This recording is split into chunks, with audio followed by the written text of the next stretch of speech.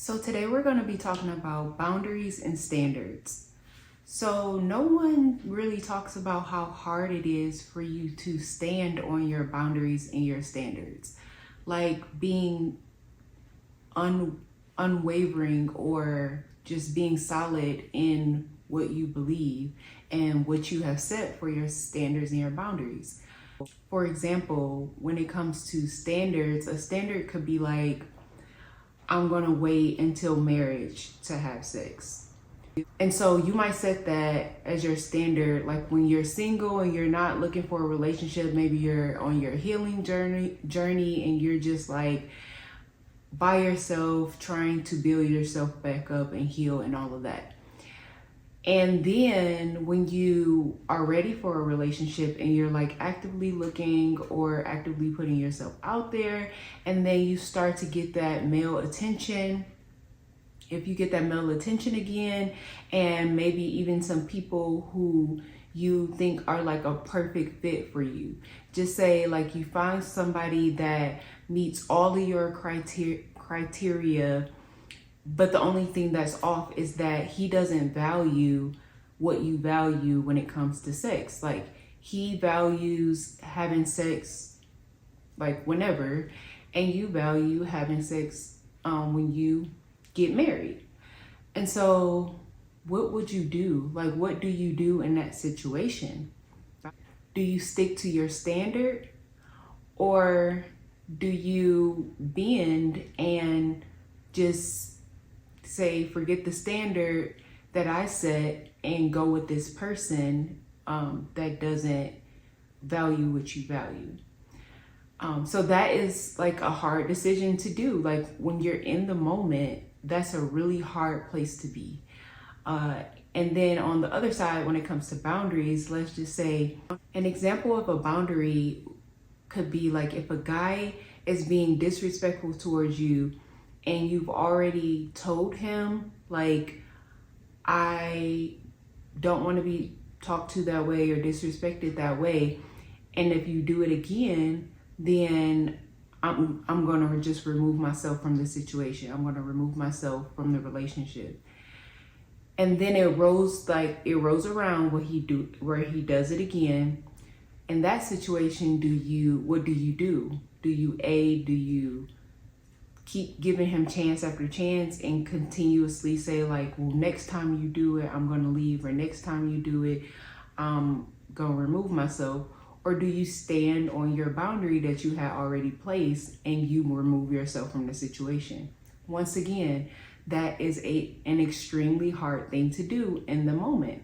And I feel like nobody talks about this because people are bending. Like people like say that they have all these standards and boundaries, but when they actually get into the relationship, they're bending their standards and their boundaries.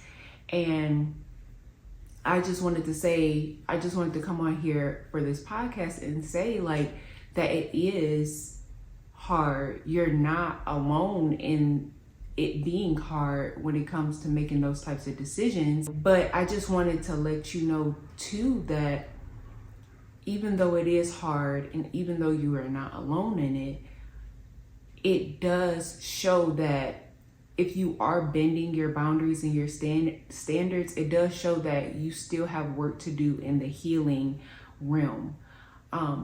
If you are able to set a standard for yourself, and then somebody is able to come into your life and allow you to bend your standards to fit their needs or to fit what they're doing, then that means you still have work to do within you, because you are worthy of a guy that sees your standards. And if they haven't even thought about like reaching that bar, then you're worthy of them either reaching that bar, or you're worthy of just walking away from the situation completely and waiting on the guy that is for you.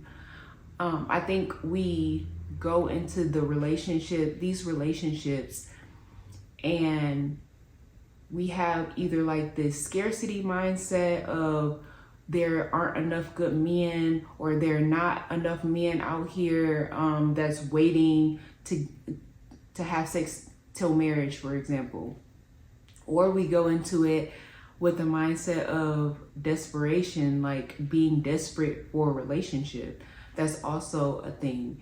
And so when you have these underlying issues or insecurities or whatever the case is, you go into these relationships with people who are not on the level that you want, which really just means that you aren't even on the level that you want to be on, if they are able to bend your standards or your boundaries so easily.